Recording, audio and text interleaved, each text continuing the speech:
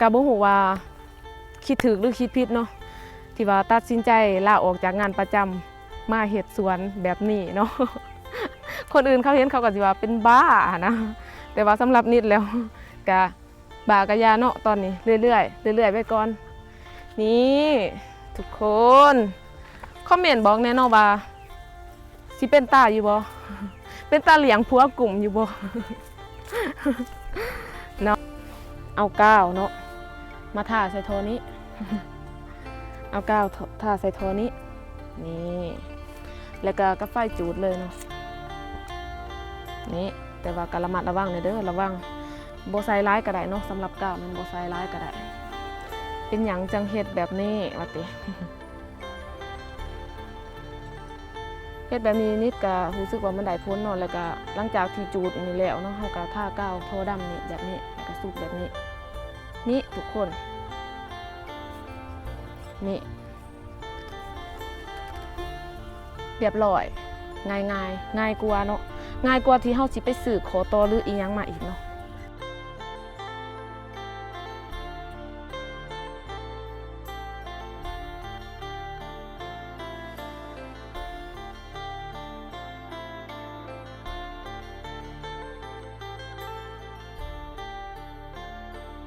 เฮลโลสบายดีสวัสดีจ้าสบายดีเมื่อสุขุสุคนเนาะมื้อนี้เนาะเช้านิดกะสีมาพาทุกคนมาเที่ยวส้มสวนเช้านิดพาส้มเนาะสีมาอัปเดตสวนสู่ทุกคนได้เบิ่งเนาะเพราะว่านิดเองก็บ่ได้มาอัปเดตสวนสู่ทุกคนเบิ่งและก็มื้อนี้เนาะนิดเองก็สิมาเฮ็ดเวียกและนี่ก็คืออุปกรณ์การเฮ็ดเวียกของนิดในมื้อนี้เนาะแต่ว่าการแต่งโตวนี่บ่อยากเขา บ่อยากเขากับการเฮ็ดเวียกของเฮาปานใดแต่ก็บ่เป็นหยังสวยไว้ก่อน บ่ยองเนาะเอาเดี๋ยวสิพาทุกคนไปเบิ่งสวนของเฮาไปเบิ่งสภาพสวนของเฮาเนาะว่าสิเป็นจังไดมาแล้วก็เช้านี้สิเฮ็ดเวียกสู่ทุกคนเบิ่งนำเด้อมื้อนี้เด้อไปเดี๋ยวตามสนิทไป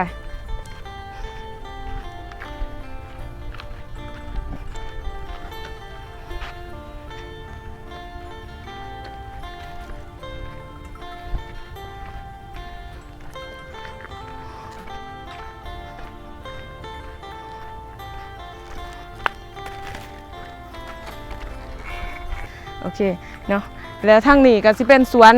ผักอีตู ผักอีตูเนาะหรือว่าแมงลักก่อนสิไปเฮ็ดเวียกเดี๋ยวสนิทสิพาชมบรรยากาศโดยรวมของสวนสนิทก่อนเนาะอันนี้เอาไว้ก่อนเนาะ นี่เอาไว้นี่ก่อน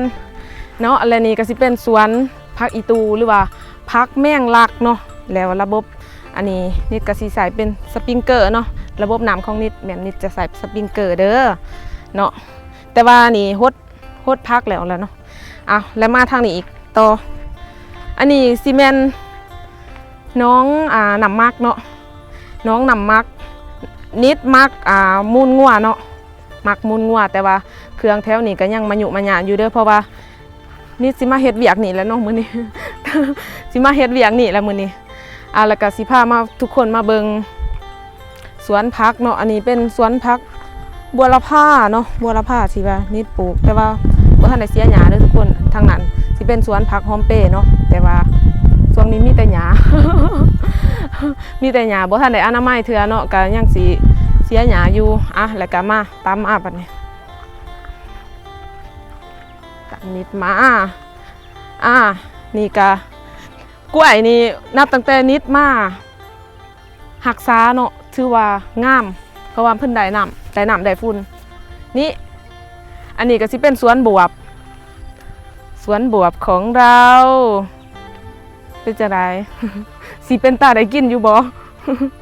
เนาะสวนบวบของเฮาอันนี้นี่ได้หมากเพิ่นก็เริ่มหมากแล้วเนาะนี่หมากออดรอดแอดแลดแบบนี้เลยนี่หมากเพิ่นก็เริ่มหมากแล้วสำหรับทางผืนแม่นนิดยังปลูกผักอยู่เด้อยังปลูกผักแล้วก็สำหรับทางนี้ก็สิใส่เป็นสปริงเกอร์เนาะใส่สปริงเกอร์คือกันแต่ว่าส่วนนี้แบบว่าเฮากำลังริเริ่มว่าซั่นซะหญ้าก็อยากลายแน่เนาะเอานำบ่ทันว่าซั่นซะหญ้าก็อยากลายแน่อีกอย่างนิดเองก็เที่ยว เที่ยวไปเที่ยวมาทางอื่นตลอดแล้วก็ทางนี้ส่วนหลายก็แม่นมีเวลาจังได้มาเฮ็ดเนาะส่วนหลายก็เว้าเรื่องเวียกเว้าเรื่องไปถ่ายคลิปถ่ายหยังนี่แหละเนาะ นี่ก็สิเป็นบัวละพาโหระพาที่ว่าเป็นเบียร์เนาะเป็นเบียร์น้อย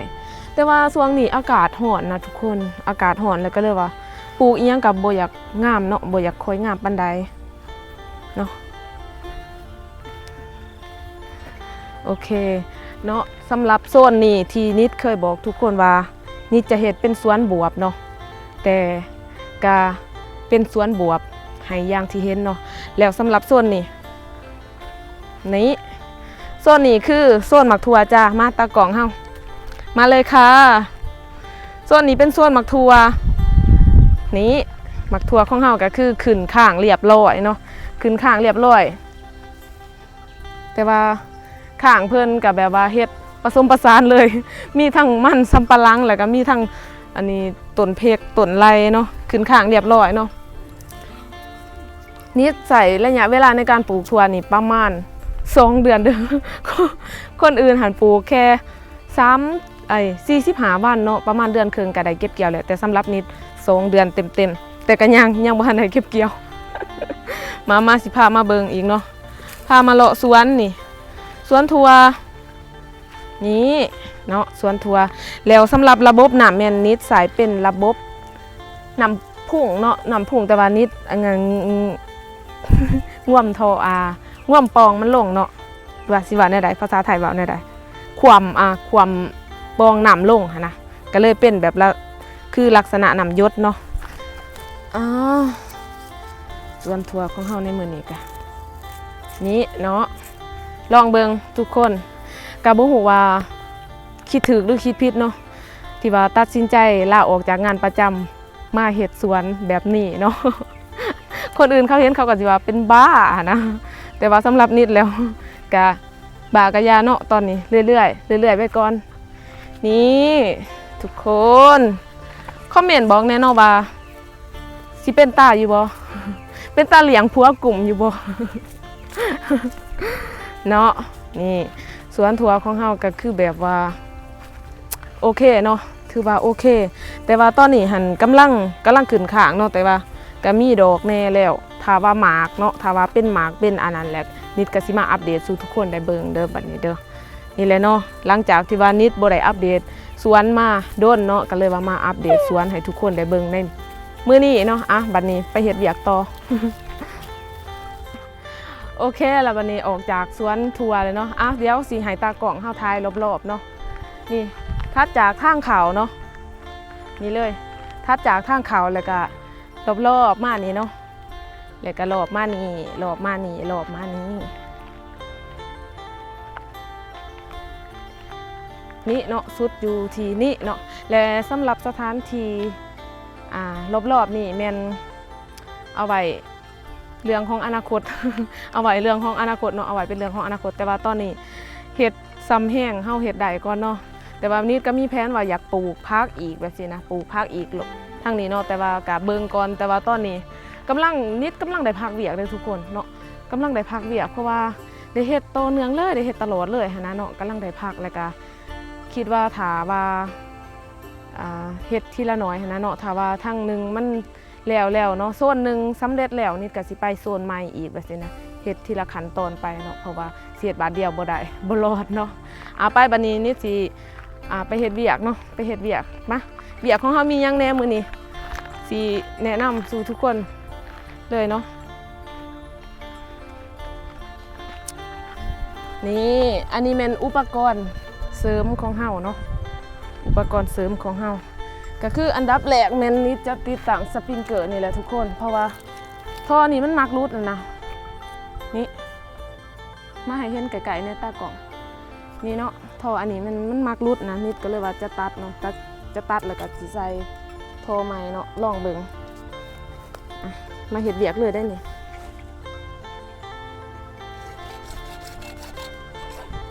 อุปกรณ์ของเฮาก็สิมีเลื่อยตัดเล็กแต่ว่าสิบ่ได้เฮ็ดคลิปซ้อนเด้อทุกคนเพราะว่าคลิปซ้อนหันเขาเจ้าเฮ็ดร้ายแหละเนาะนิดเองก็เฮียนหูมาจากคลิปคือกันเนาะเฮียนหูมาจากส่องอื่นคือกันนะเนาะส่วนรายการแม่นเฮียนหูจาก YouTube เนาะสำหรับคลิปซ้อนแม่นนิดจะบ่ได้เฮ็ดเนาะมีแต่เฮ็ดให้เบิ่งซื่อๆแล้วก็อยากให้ทุกคนเบิ่งหน้าเวียกของนิดอีกเนาะ บางคนก็ว่าสนิทอัปเดตตัวเองให้เบิ่งในช่วงนี้ นิดก็เลยว่ามาอัปเดตให้เบิ่งเนาะและนี่ก็สิเป็นกาไฟและก็กาวเนาะกาวติดทอนนี่แหละทุกคนอุปกรณ์ของเราก็บ่มีหยังหลายก็สิมีซ้ำนี่ก็สามารถติดตั้งสปริงเกอร์ได้แล้วเนาะโบมีการอันนี้ได้นี่เนาะเดี๋ยวนี้จะนี่แบบบ่เปลืองแบบว่าบ่แพงโตเลยนะทุกคนใส่มือเลยเนาะสบายนี่เพื่อหยังเฮ็ดแบบนี้เพื่อหยังก็คือเพื่อให้ทอนี่อ่อนเนาะอ่อนแล้วเราจะซุบใส่ทอดำจะง่ายเนาะอันนี้แม่นนิดศึกษาความรู้นี้มาจากส่องแดงเนาะมาจากบ้านแดงเด้อก็ขอบใจเนาะขอบใจผู้ที่เพิ่นซิดซ้อนบททำบทเรียนมาเนาะเพราะว่าถ้าเฮาสิใส่ทออันนั้นเลยมันบ่ได้เนาะเฮาต้องอันนี้ก่อน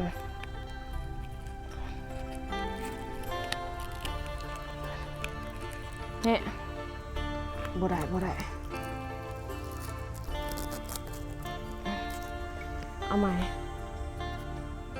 เราเอาใหม่ซะ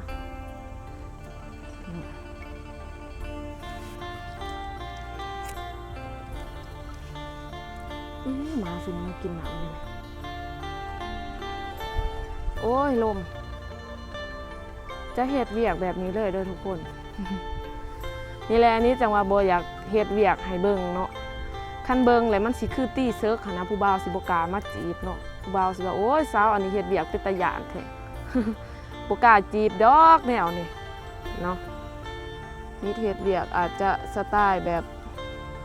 ลุยๆแน่เนาะแต่ก็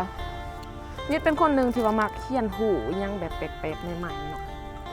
นี่ติดแบบนี้มันจะอยู่เนาะโอเคสำเร็จเนาะแนนดี้แบบนี้แนนดี้แล้ววันนี้นิดสิไปต่อสปริงเกอร์อยู่ทางด้านนั้นต่อเอามาแล้วสำหรับอันนี้ก็แมนสปริงเกอร์ของเฮาเนาะนิดกำลังสั่งมาใหม่ๆเนาะแก้กล่องรุ่นแก้กล่องเนาะสั่งมาแบบใดนี่โอ้เขาให้เขาประกอบเองนี่เป็นหัวฟอยนี่สั่งสปริงเกอร์มารุ่นนี้เนาะรุ่นหัวฟอยอย่าเผาหยานเด้อเห็นสนิทเฮ็ดเวียกอย่าเผาหยานสนิทเนาะอยากลองเบิ่งเนาะอยากลองเบิ่งว่าหัวมันสีกระจายแบบใดเนาะว่าเม็ดหนามนะว่าเม็ดหนามมันจะกระจายแบบใดเนาะโอเคแล้วก็มาต่อเนาะบัดนี้นี่แหละจังว่าเครื่องยังมายุมาหยะยังสะอยู่แบบนี้กะย้อนว่าแบบนี้แหละเนาะสำหรับความสูงแมนนี่จะใส่ซ้ำ80เนาะ80เซนประมาณไหนวะประมาณนี้เนาะประมาณนี้แหละ80เซนบ่หอดแมตเนาะประมาณนี้เด้อ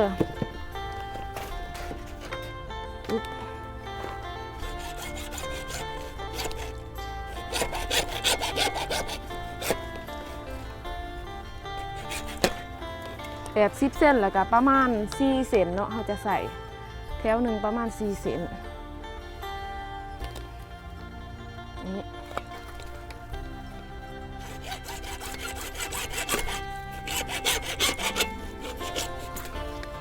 ี่เนาะนี่ก็บรุษบลืนใส่เลยจ้ะสามารถใส่ได้เลยเนาะ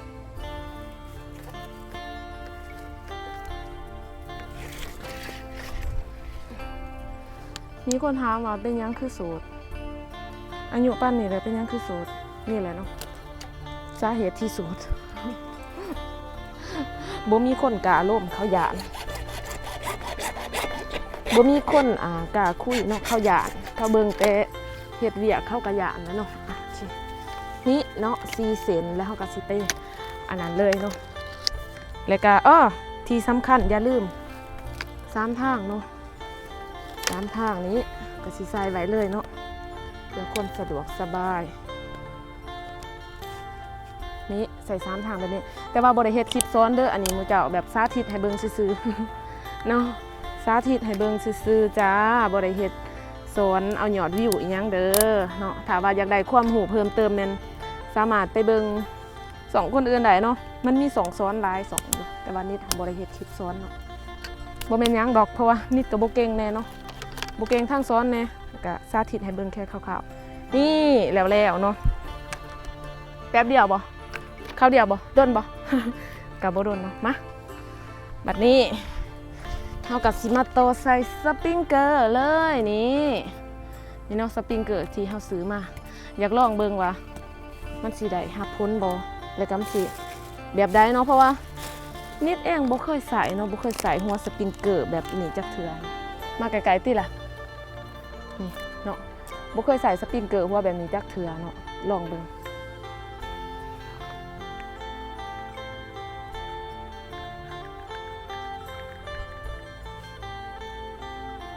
นี่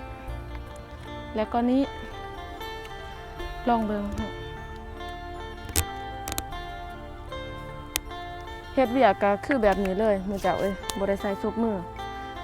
บ่ได้อันนี้เนาะเพราะว่าคันเฮาใส่ซุปมือเฮาเฮ็ดเวียกแบบนี้มันบ่ได้นะทุกคนมันบ่ได้เพราะว่ามันบ่สำหรับคนอื่นนิดบ่ฮู้เนาะแต่สำหรับนิดนิดบ่ถนัดเนาะใส่ซุปมือแต่ว่าก็เห็นบ่มือแบบมือกับหน้าแตกต่างกันเลยเนาะแต่ก็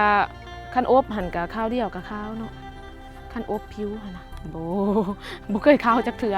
ย้อนนี่แหละเนาะเฮ็ดเวียกสู่แดดสู่ฝนอยู่แล้วสำหรับสปริงเกอร์เนาะเพิ่นจะคล้ายเป็นสูตรแบบนี้เนาะนี่ดิเป็นสูตรอันนี้หัวเนาะแล้วก็อันนี้เป็นแหนกต่างหากคอต่อเป็นแหนกต่างหากเนาะแล้วก็สปริงเกอร์เป็นแบบนี้เนาะนี่สิมาอันนั้นสาธิตเนาะหรือว่ามารีวิวสู่ทุกคนเนาะให้ได้เบิ่งนำกันว่ามันใส่ดีใส่คักบ่หั่นน่ะเนาะถ้าว่ามันใส่ดีนิดก็จะสั่งมาใส่อีกเนาะหรือว่าถ้ามีสปอนเซอร์เนาะใจดีมาเห็นคลิปนี้เนาะ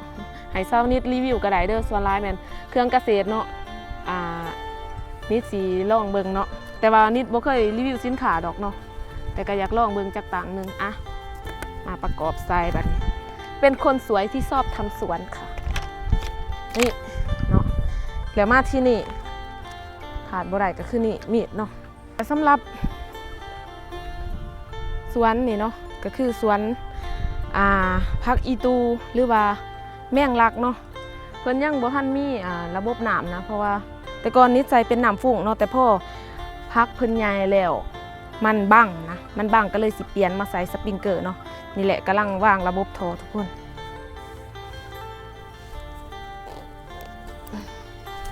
นี่เนาะสิปลดท่อนี่ออกก่อนอื่นหมดได้ลงอีกแล้วนี่แหละก็ติดกาวเป็นยังจังจูดท่อและติดกาวแบบนี้เนาะก็คือระหว่างท่อ PVC เนาะแล้วก็ท่อ PE นะเวลาเฮาซุบเลยมันบ่พอดีกันเนาะถ้าว่าสิซื้อเนาะถ้าว่าสิซื้อคอโตให้มันบ่พอดีกันทุกคนบ่พอดีกันนั่นแหละเนาะนี่แหละสิสาธิตให้เบิ่งนี่คือนี่เนาะระหว่างว่าถ้าว่าเป็นคอโตเนาะถ้าว่าเป็นคอโตนี่สมมุติเป็นคอโตนี่ซุปมันรวมมันบ่พอดีกันเนาะนี่ก็เลยแล้วก็บัดนี้ถ้าเฮาสิซื้อคอโตของมันโดยเฉพาะก็ประหยัดงบว่าซั่นๆเนาะมันก็สิสิ้นเปลืองเฮาไปอีก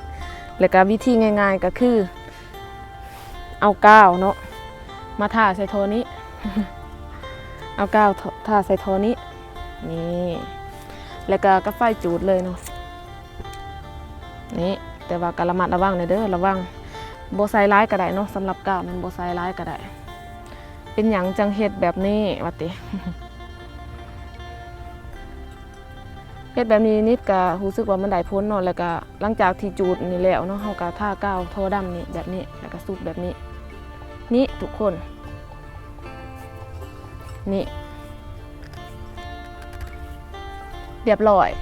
ง่ายกว่าเนาะง่ายกว่าที่เฮาสิไปซื้อขอต่อหรืออีหยังมาอีกเนาะอันนี้แนะนำสำหรับผู้ที่งบน้อยเด้อแต่ว่า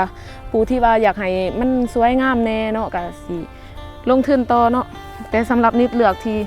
สิแบบว่าบ่ต้องสวยงามก็ได้ขอแต่ว่ามีคุณภาพและก็ได้มาตรฐานเนาะ นิดโบเน้นความสวยงามปานใดเนาะนิดเน้นคุณภาพแล้วก็มาตรฐานแต่ว่าถ้าถามว่าแบบนี้มันได้อันนั้นมาตรฐานดีบ่ดีเนาะนิดการันตีได้เลยเพราะว่านิดใส่มาทั่วส่วนแบบนี้เมิดเนาะนิดเฮ็ดแบบนี้เมิดจ้าซุปใส่บัดนี้อึบนี่แล้วยากอะไรต่อโถน้ำนี่แล้วก็ต่อโถแบบนี้เนาะนี่เพราะว่าจักหน่อยก็หอดเดือนพฤศจิกาเนาะพฤศจิกายนแล้วก็คือสิหอดหนาฝนเนาะหนาฝนแล้วนี่จะถอนพักแมงลักนี่ขึ้นไปทางเทิงทางเทิงพุ่นเนาะแล้วก็สำหรับทางล่างนี่จะปลูกเป็นหอมเนาะเป็นหอมทางลาวเอิ่นหอมป่นเนาะแต่ทางไทยน่าจะเอิ่นสาระแหน่เนาะทางลาวเอิ่นผักหอมป่นหรือว่าผักหอมเนาะผักหอมผักเสริมหอมแก้มแบบนี้นะเนาะหอมแก้ม มาบัดนี้เฮ็ดเวียก เฮ็ดเวียกเฮ็ดงานบัดนี้แล้วสำหรับระยะห่างเนาะนี่จะใส่3 เมตรเด้อ3 เมตรต่อ1หัวเนาะก็คือเราจะบ่มีแมตแพกแบบประมาณซื่อๆเนาะ1 2 3นี่เนาะ3 เมตรต่ออันนี้1เนาะต่อลักนึงค่ะนะเจ้านี่3 เมตรเนาะนิดก็จะตัดทอแบบนี้เลย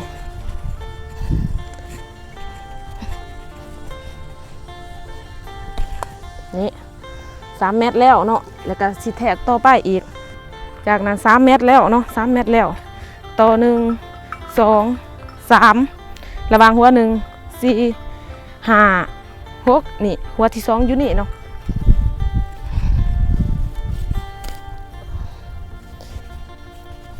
เมียดก็คือแบบว่าต้องใส่แห้งนี่6แล้วก็แทกอีก1 2 3 4 5 6เนาะแล้วนี่หัว1อีก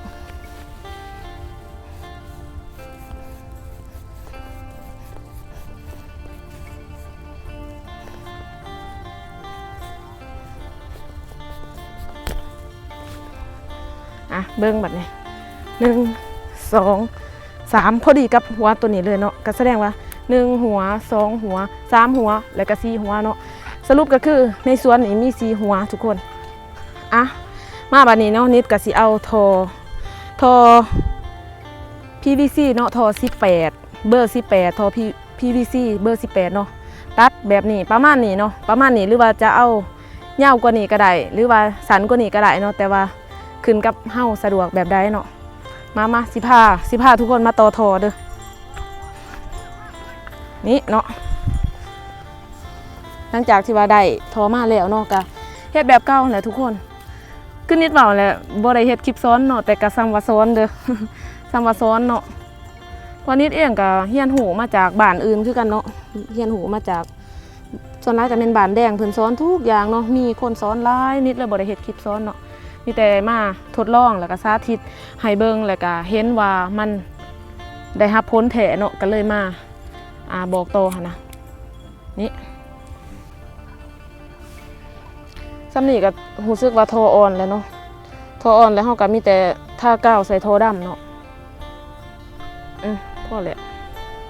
ทากาวใส่โทดำแบบนี้แล้วก็ติดเลยจ้า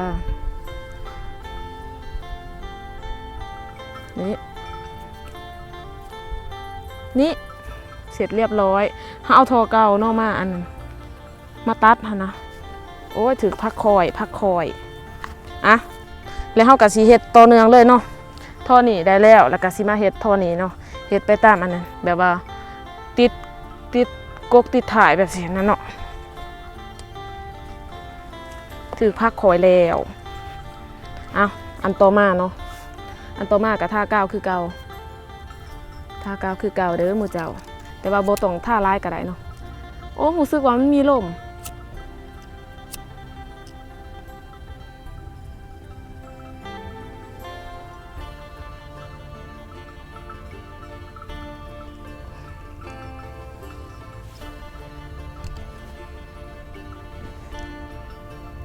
แล้วก็ท่าก้าวนี่อีกเนาะท่าก้าวทอ PE เนาะทอดำนี่ท่าก้าวแล้วซุปใส่คืนซุปใส่แบบที่เคยเห็ดที่ผ่านมาแหละนี่เสร็จเรียบร้อย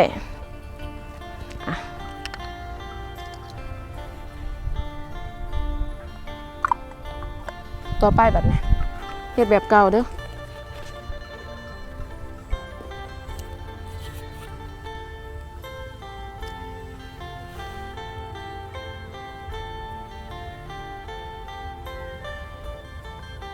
กล่องติ่งบ่จ๊ะ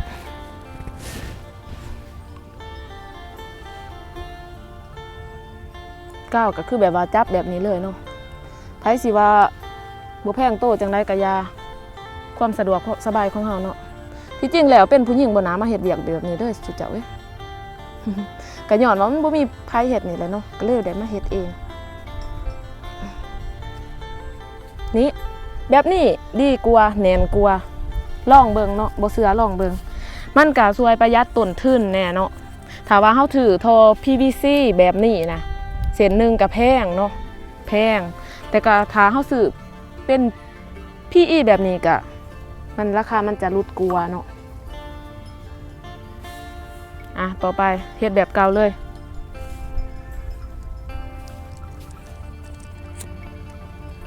จนกว่าจะสุดผุนแล้วเนาะจนกว่าจะสุดผุนเฮาก็เฮ็ดแบบเก่าไปเลยแต่ก็ระมัดระวังมือเด้อมือเจ้าเด้อเฮ็ดอีหยังก็คือกันนั่นแหละเนาะระมัดระวังมือโอเคแล้วบัดนี้ก็สิเป็นอันสุดท้ายแล้วเนาะอันสุดท้ายแล้วจ้า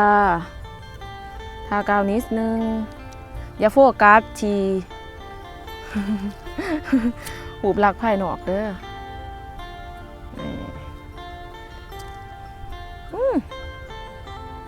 ควัน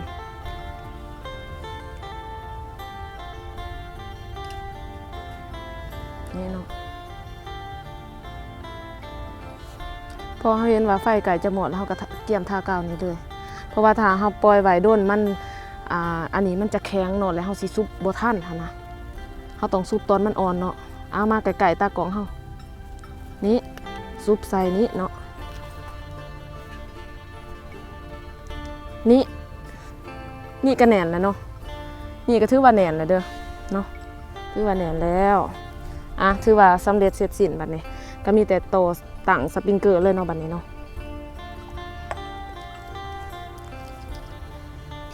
นี่ไปตั้งสปริงเกอร์เลยบัดนี้โอเคเฮ็ดเวียกกับบ่ได้ด้นท่านเจ้า โตสปริงเกอร์นี่รู้สึกว่าบ่ด้นเนาะรู้สึกว่าข้าวเดียวบัดนี้เฮาก็เอาสปริงเกอร์นี่เนาะมาซุปใส่แบบนี้เลยนี่มัดไก่ตากล่องใกล้ๆค่ะตากล้องขาโอเคนี่เนาะถือว่าติดตั้งแล้วอันหนึ่งแล้วเนาะ อันหนึ่งแล้วก็ต่อมาพอสปริงเกอร์ของเฮามีทั้งหมด4อันเนาะแต่น่าจะได้ใส่3เด้อเพราะว่าอันที่4หันแม่นเฮาใส่โทยาวมันเลยเนาะนี่ง่ายๆเนาะติดตั้งโทใส่แบบสูตรนิดง่าย นิดกับเรียนหูจาก YouTube เนาะเรียนหูจาก YouTube แล้วก็เอามาดัดแปลงเนาะมาดัดแปลงวิธีใส่ของข้าเจ้าเนาะนี่แล้วก็นี้ใส่ยาวๆมาแบบนี้เลยแต่อันนี้นะจะโจกันโผด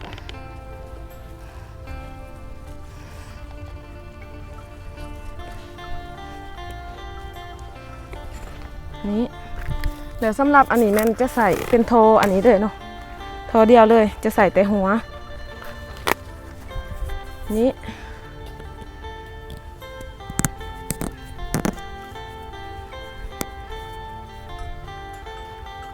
จะใส่ประมาณนี้เนาะ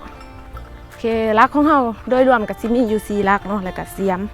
อันนี้คือเสียมสไลด์เสียมหนักเสียมที่หนักค่ะ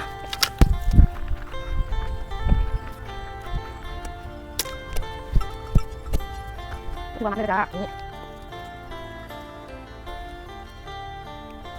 นี่ตัวต้องก่อน